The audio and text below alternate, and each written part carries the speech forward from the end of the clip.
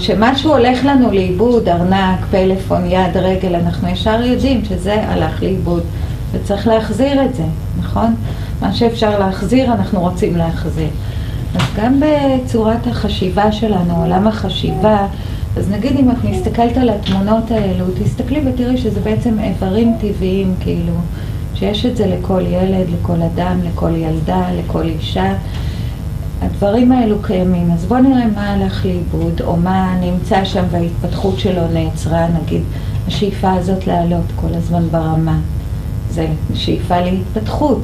אז אם זה נעצר לנו, אז בואו כאילו נזהה. צריך רגע לעצור, לזהות, להסתכל ולהגיד, זה נעצר, כאילו זה אצלי נעצר. אין ניצול של המאגר כוח הזה, אין ניצול של העולם הזה. אין עלייה כזאת מתמדת כל הזמן בהתפתחות שאנחנו רוצים עוד ועוד ועוד ועוד ועוד, כי אנחנו רוצים לגדול. את זה אין, אז אנחנו מסתכלים וקודם כל אומרים, זה נעצר ולזה אנחנו רוצים לחזור. ככה, הכי בפשטות, בלי להסתבך. זה נעצר לי, זה קיים לי, זה נעצר לי, אני רוצה להתחבר שוב לעולם הזה שלי, אני רוצה שוב להתחבר ליכולת הזאת, לעלות כל הזמן ברמה בשביל לראות עוד משהו ועוד משהו ועוד משהו, בשבילי עד שאני אראה משהו.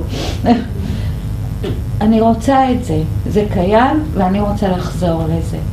לא ככה, אני אסתכל על זה פשוט הכי פשוט, הכי תמים שיש, הכי נקי שיש, ותראי שכשאתה מזהה משהו שחסר לך, אתה מתחיל לגלות אותו ולמצוא אותו. אוקיי? עוד בלי קשר לאף אחד אחר. נניח להם, זה אנחנו עם עצמנו, אנחנו עם הראש שלנו, אנחנו עם החשיבה שלנו, אני כאישה, את כאישה, כאילו בואו נעבור את התהליך הזה עם עצמנו. אחר כך נבין מה קורה עם כל השאר, אלו של ידינו. נעבור משהו כזה הכי נקי. אוקיי? מה שכן, אני אגיד לך מה שכן.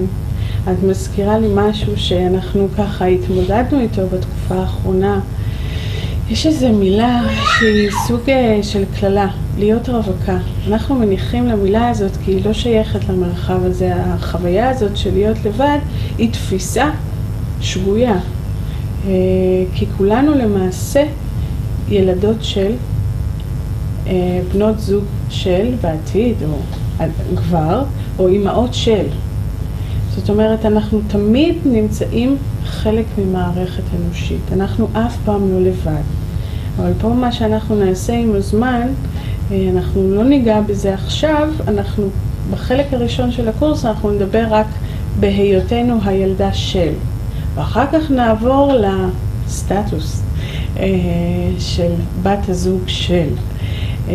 אז יש כמה מילים שאנחנו מניחות, החד, הורית, גרושה, זה לא רלוונטי. אנחנו פה הילדות של, הנשים של והאימהות של. זה עונה לה פחות או יותר. כל מה שרק בעצם צריך ללמוד לעשות זה איך לא כן, כבר אנחנו עברנו. נמשיך לסיים. נמשיך. אולי להוסיף זה שמה שענבר אמרה זה העניין של לתת אמון בתהליך. זה תהליך, אז אם אתה מזהה איפה נעצרת, אז פשוט עכשיו לתת אמון בתהליך. אנחנו נמשיך, תכף נמשיך. אני מנסה לתרגם אותו לדברים שאני מבינה. כן. מבינה, זה באמת, או שתמיד אתה חלק ממערכת, להיות ואני קצת מכירה את פיזיקה משפחתית, אז הכוונה היא באמת שאתה, היחסים עם ההורים, עד שיש לך יחסים או עם חברים, אתה תמיד מול משהו, זה דבר אחד. דבר שני זה ההתבגרות הטבעית בעולם של ילדה, לעולם שהרבה יותר קשה להגשים את הקו הזה בעולם האמיתי. זאת אומרת, כשאתה ילד אתה חווה את זה, אבל כשאתה מתבגר אתה גם נתקל בהרבה יותר קשיים. נכון.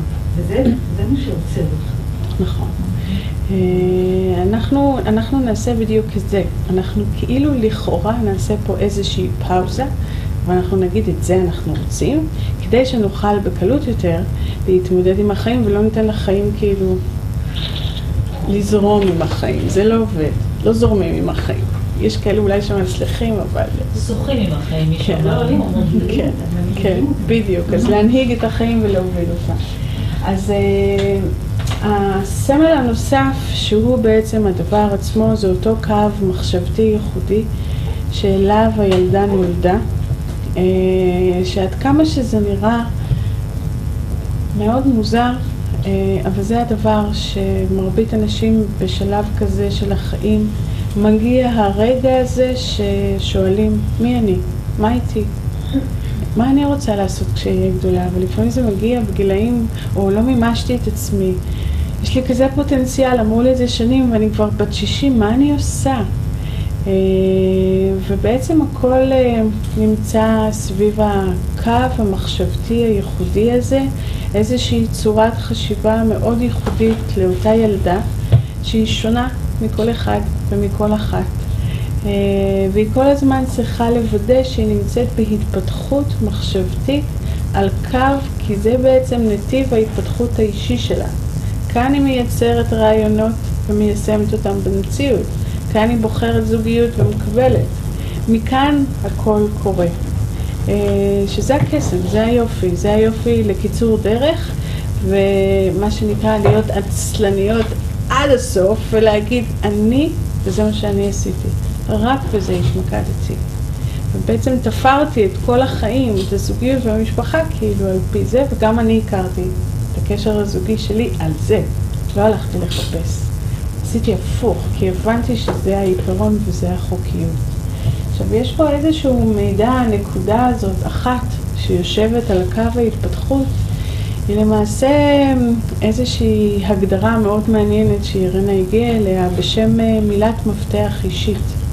מילת מפתח אישית שיש לכל ילדה, שהיא מייצגת בצמצום את המהות של כל ילדה. כי מהות, מה המהות שלי זה דבר מאוד אמורפי, מאוד מופשט, שנורא קשה לתפוס את זה, כי אנחנו המון. אבל כשאתה מתמקד בהגדרה של מילת מפתח אישית ייחודית, זה בעצם מילת מפתח שאיתה נולדים. מה שנקרא ראשיתה, הגדרות ראשונות בתעודת הזהות ברמה מחשבתית, שזו בעצם מילת מפתח שהיא פותחת את הדרך.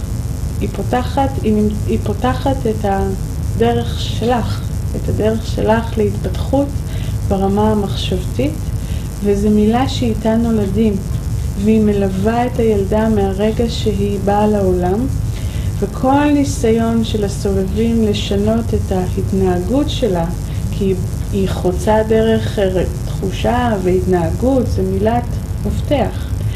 וכל ניסיון לשנות אותה של הסובבים או שלנו, זה לא עובד, כי זה built in בתוכנו, וזה מילת מפתח שאם תשאלו בצורה פשוטה, מהי מילת המפתח שלכם, אתן אמורות לקבל תשובה כמילה. מהי אותה מילת מפתח שעימה נולדתם, ובעצם אתם תגלו כשאתם תגלנה את המילה הזאת, אתם פתאום תראינה שבעצם זה מה שאתם עושות כל הזמן. אתם כל הזמן מתנהגות ועושות וחושבות על פי אותה מילת מפתח. זה כאילו, כמו איך לא חשבתי על זה קודם? אתם מכירים את האמירה הזאת? איך לא חשבתי על זה קודם? וזה משהו שצריך לגלות כי התרחקנו ממנו, כי מי ידע? אמא שלי ואבא שלי לא ידעו שנולדתי מילת מפתח שצריך לתת לה להתגלות.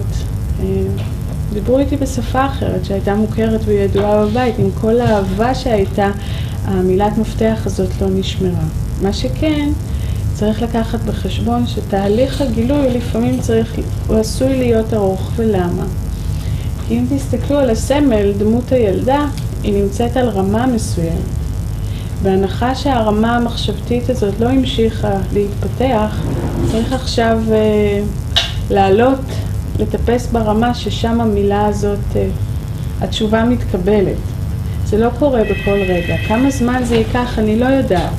אבל בעצם פה בקורס הזה, בעזרת השפה הזאת, אתם תקבלנה מחדש את הדחף להתפתח מחשבתית, ובעצם כל המערכות האנושיות והקשרים יבואו למען זה אם לא תוותרו על זה, ואז יהיה תהליך של טיפוס, ואת הכוח של התמיכה ריקי פה הוא קורה. זאת אומרת, אנחנו, ענבר ואני במידה מסוימת, יחד עם אירנה ובוריס, המערכות האנושיות שדוברות את השפה, בעצם מה שהן יודעות לעשות זה מה שלא היה בבית. לתת את כוח התמיכה לרמה המחשבתית. אז כל המצרף הזה של הכל ביחד, של לשבת פה בקורס, יחד איתנו, שיש לנו כבר ותק די רציני איך לעשות את זה, אתן תתחלנה לטפס ברמה עד שתשאלו את השאלה ותקבלנה תשובה. והתרחש קיצור דרך, דחיסת זמן, כמו שהשיעור הזה מדבר עליו, עצם הבחירה לקבל תשובה מקצר את הדרך, וברגע שתקבלנה תשובה על השאלה, מהי אותה מילת מפתח שמייצגת אתכם. אז אם אני ככה אסכם ואני אחזור למושג דחיסת הזמן, שאני באופן אישי מאוד אוהבת, ולא רק בגלל מילת המפתח שמאפיינת אותי, אני רוצה שדברים יקרו מאוד מהר. לא שאפשר לקצר את הזמן להפס, אבל אם אתה מגדיר נכון, משתמש במילות מפתח, בשפה וסמלים ותמונות שנוגעות בדיוק בדבר עצמו, מתרחש תהליך של קיצור דרך, ועל זה אנחנו יכולים להגיד לאירנה ובוריס תודה, שלמעננו, למעני ולמען ענבר וכרמית, עשו קיצור דרך נורא משמעותית, כי זה כמו על מגש של כסף. זאת אומרת, קחו את השפה, רק תבחרו בה, וכאילו לא אם לאהוב אותה או לא לאהוב אותה, להתחבר אליה ולהתחיל לטפס איתה. ואז למעשה להתחיל לראות תהליך של התפתחות במציאות, שאצל כל אחד זה יבוא בצורה אחרת. אצלך זה היה אז עם עסקים, זה היה מטורף. מישהי אחרת בקשר זוגי, כל אחד בשלב שלה תקבל מציאות לפי מה איפה שהיא נמצאת שם ומה שהיא צריכה. אז כמה מילים אחרונות, כן? לגבי המילת מפתח זה לא משהו שמשתנה עם הזמן? מה שקורה עם מילת מפתח, אחרי מילת מפתח יש שרשרת, סליל כזה מאוד ארוך של המון מילים שפתאום אתם תגלנה, או לפני מילת המפתח, אחרי כל מילים שאתם מתחברות אליה. למשל, אני למשל מאוד מתחברת למילה שפה, גם למילה ריפוי, למילה חשיבה. זה לא במקרה שבחרנו בידע הזה כתחום, כדרך. יש אוסף מילים שלם שהולכות מאחורי מילת המפתח הזאת. זה סל של מילים שאנחנו מתחברים אליהן. אבל ישנה מילת מפתח אחת שמייצגת אותנו כמו אותו קו אחד, עליו יושבת מילה אחת שמאפיינת אתכם, וברגע שאתם תגלנה אותו בעצם היא שתפתח את הדרך. ואני אומרת שוב שהבחירה לגלות אותה גם היא שמקצרת את הדרך. אז זה לא משנה באיזה שלב אתם נמצאות ביחס, העיקר לפגוש במילת מפתח הזאת, וכמובן להיות מאוד שמחות כשאתן מקבלות אותה ולאהוב אותה. יכול להיות שישר חשבתי על המילתה? מה? שלא פותחת את זה. אולי? שמה? יכול להיות. יכול להיות. שהיא חשבה משהו. אבל אני לא רוצה שזה, אתה יודע, שזה יגביל אותי. תרשמי אותה, רק תרשמי אותה. כן. אם קיבלת עכשיו איזשהו מידע, קיבלת איזשהו מידע עכשיו, רק דרך המפגש עם המושג הזה, עכשיו יכול להיות תניחי למידע הזה שיתקבל בחשיבה, לא להחזיק בו, אין בזה משמעות. כמו שעינת אומרת, תכתבי ותשחררי, תמשיכי הלאה, וברמה אחרת, בזמן אחר, זה יחזור, ופתאום מספיק שנותנת הוראה למוח. המוח זה כלי מאוד מרתק, כשמתחילים להיות מודעים אליו, ומתחילים להבין איך להשתמש בו. אבל אם אתה נותן הוראה, זה כמו, מכונה. אתה נותן לה הוראה. בלחיצת כפתור היא פועלת על פי ההוראה והתוכנה. גם בחשיבה זה ככה. אם הוא נותן הוראה למוח לגלות מילת מפתח, אז הוא יחזור לשם. עד שהוא לא יקבל את המענה ביחס לזה, הוא לא יהיה שקט. הוא יהיה שקט, צריך להרגיע אותו כל הזמן, אבל הוא תמיד ישאף לקבל את המנה הזאת שהזמנת אותו לגלות, ואחרי שתקבלי את זה, תהיה בחירה חדשה. אותי גם אחר כך בהמשך, מה עושים איתה? כן. נסו לדמיין שכל אחד מאיתנו ששואלים אותו איך קוראים לו, הוא ישר יודע להגיד, נכון? לא מתחילה לחפש חנה, רבקה, רחל. ברור לי שקוראים לי ענבל. אבל זה באמת נורא מוזר לפגוש פתאום את המילת מפתח שלך, כי מה זה המילה הזאת? אז נכון, אבל את מבינה שבעיקר נשים, אבל לא רק נשים, גם גברים, אנשים מחפשים.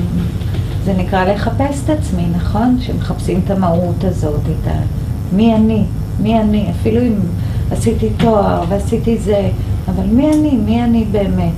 אז נורא קשה, כי מסתכלים פנימה ולא רואים כלום, נכון? מין חושך כזה, וזה נורא גדול גם. אז לצמצם את כל השאלה הענקית הזאת למשפט כזה, מהי מילת המפתח שמאפיינת אותי? מהי מילת המפתח שלי? מילה טבעית, מילה מלידה, מילה שכאילו בתוכה כולי נמצאת, ומילה שבמילא הייתה איתי תמיד, אבל פשוט לא נתתי לה שם, אז פעם היא הייתה איתי ופעם נטשתי אותה. אז היכולת הזאת, בעצם חשיבה זה יכולת... ברור שכן. תכירו את עודד. היכולת הזאת לשאול שאלה ולקבל עליה תשובה היא בחשיבה. זה לא יכולת רגשית שאני מרגישה, נגיד שאני מרגישה שנורא חסר לי משהו.